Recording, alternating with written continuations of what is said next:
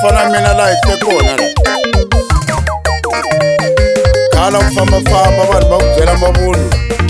ta mina ta hlola se tshama byela munhu mavunwa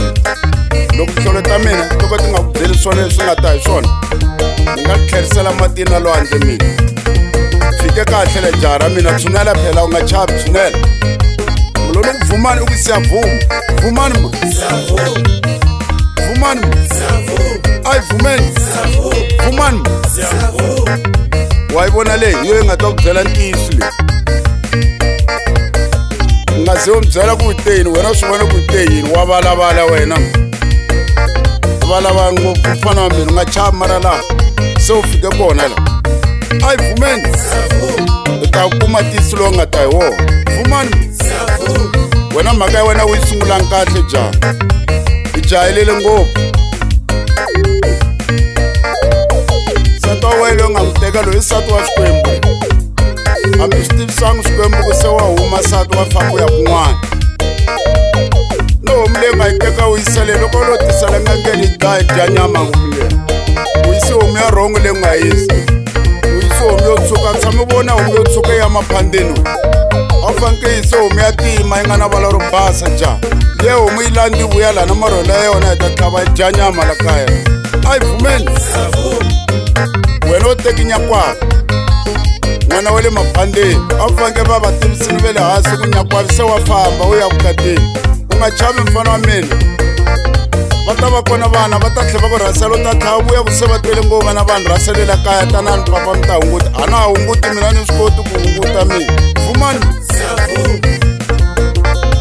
lexi nga kona jaha tirha wena tirha a ta kota ku hlayisa vana va ta va kona vo va rhuma loko ku ba va ta va ri kona nga chavi nchumu laha u fika ngangeni jaha ra mina la mara na hakeriwa mina loko ku nga hakeli jaha a swi nge fambi kahle swilo swa wena u ta famba u byela vanhu ku nganga liya hi ni pfunangi nchumu kasi nganga yi tirhini swilo swa wena ko va wena ku nga yi hakela nganga ngoma wa hakeriwa jaha ra mina wa ni twa jaha a yi vhumeni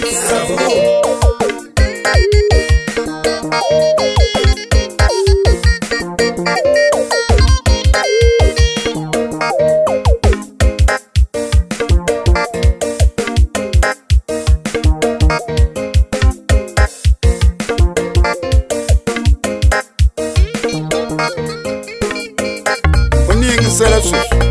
i tlheli langusa nhlolo loyi yi ri yini leswi ni swi vulavulaka jaha a ku vuli mina ku vula tinhlolo leti jaha i ni yingisela kahle ni languta nhlolo leyi ni langutisi kahle i yi vona kahle yo yi ni byelaka leswi ni ku byelaka swona sweswi jaha loko u suka la mi endla mphalo mi tlheleleli ka vasatiri wa wena loyi mi ya vula ku na wasati loyi se u tekiwile manjeni hambi wa ku nga vuli ku laveka switlangi u nga chavi nchumu wena ni ta tirha mina vhumani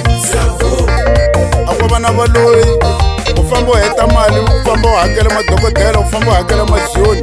mali liya kwayo loko lo tani u ta hakela nganga la a wu ta swilo swo swi basi khale